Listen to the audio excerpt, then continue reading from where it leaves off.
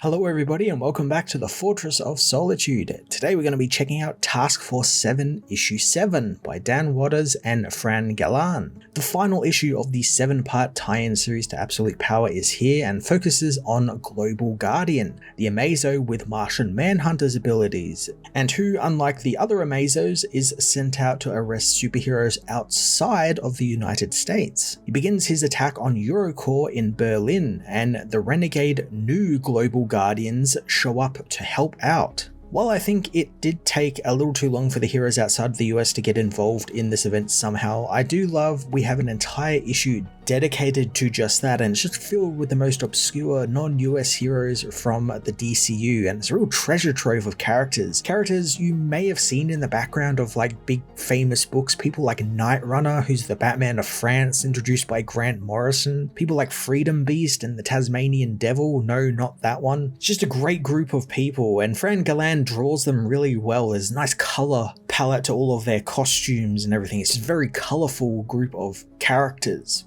As the new Global Guardians arrive to help out Eurocorps, they aren't really that helpful, as the Amazo is able to run right through them thanks to all of the various superpowers it has absorbed over the last couple of weeks and shared with the other Amazos. They do, however, get a few good hits in and end up ripping off Guardian's arm and actually damage him a little bit because of that, but he still proves to be quite a formidable foe. Luckily, this issue takes place right at the moment Failsafe reboots the Amazos to try and get rid of the morality they have been absorbing along with the heroes' powers, something which happened in Absolute Power issue 3, and Global Guardian falls from the sky and into the Berlin River below. Now, with the villain seemingly dealt with, the issue kind of diverts a bit into a political thriller, as Belphegor, the leader of the UN-backed version of the Global Guardians, shows up to arrest the new Global Guardians for vigilante actions on European soil, and this leads to both sides arguing with each other and Eurocorps. If you are keeping track, so far in this book we have had 3 separate entities called Global Guardian, or some variation of that name. We've got the Amazo named Global Guardian, we've got the new Renegade team called the New Global Guardians, and then the US-based team just called the Global Guardians. Now, that's not a good thing. In fact, it's quite confusing, and I don't understand why they thought naming 3 separate entities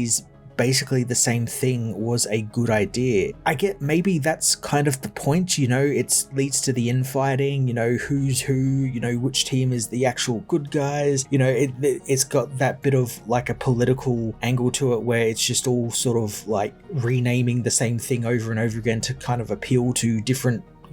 sects of people and everything. I can kind of see where that's going from, but if it was that, it didn't play around with that at all. They're just named all the same, and it's just kind of left at that and not really brought up at all in the issue at all. What I did find really interesting, and this is something we don't actually get with US-based heroes all that often since they're all from the same country, but here we've got heroes from like 20 different countries all across Europe and the rest of the world, all with their own laws, jurisdictions, ways of working. So of course there's going to be a lot of infighting, and that's sort of expected because, someone from France might be stepping on the toes of someone from Germany, and someone from South Africa shouldn't really be there because of something that happened in Norway or something, all these different jurisdictions. And I like that we get to explore that a little bit in this issue, with these teams sort of coming to blows with one another because of these laws. The fighting is broken up quickly by Intercorps, who have boom tubed the rest of the teams into their space station, where Red Star, the leader of Intercorps, tells them all they must work together to take on Waller and help the Americans out. Unfortunately, Global Guardian is reactivated, healing his arm thanks to Time Commander's hourglass, before attacking the space station the heroes are on, taking down the last couple of powered heroes in the world. I do like that Belphegor and Jack-o'-lantern, who earlier on in the book really butted heads over the whole jurisdiction and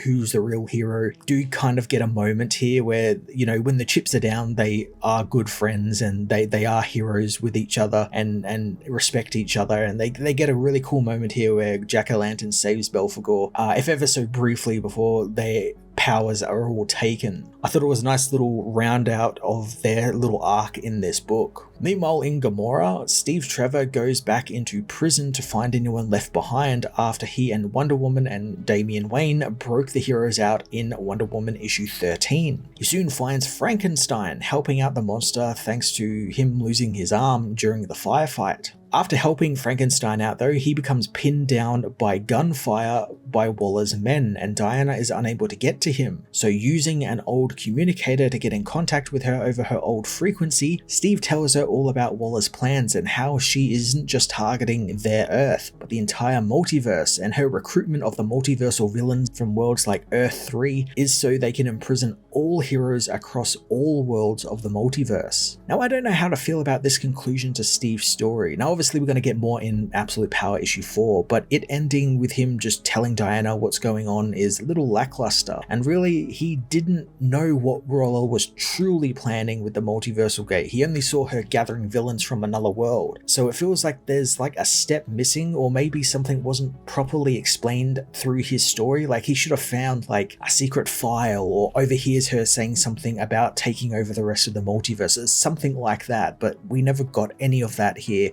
or in the Wonder Woman book, so it just feels like there's something missing in the story that, I don't know, maybe just wasn't there or just was overlooked, and those things do happen. But hopefully we get to see a little bit more of him in Absolute Power issue 4, since I have really enjoyed him being a crucial part in the heroes finding out what Waller is up to, and it's been a load of fun seeing him in sort of little backups in these 7 issues. Task Force 7 issue 7 did a great job expanding the reach of Absolute Power into a world stage, highlighting heroes outside of the US and making them the main character of the issue, showcasing a pretty neat political thriller angle we don't get with US heroes at all. The book does round out a few key plot points pretty well before the big finale in Absolute Power issue 4 later this week, but unfortunately that's about where the good stuff ends, as Global Guardian is both barely in this issue and barely a character, which when compared to the other Amazos who got really great characterization within these issues and were the main focus of these issues, is very noticeable, and it just came across as that no one really cared about this character. And I get it,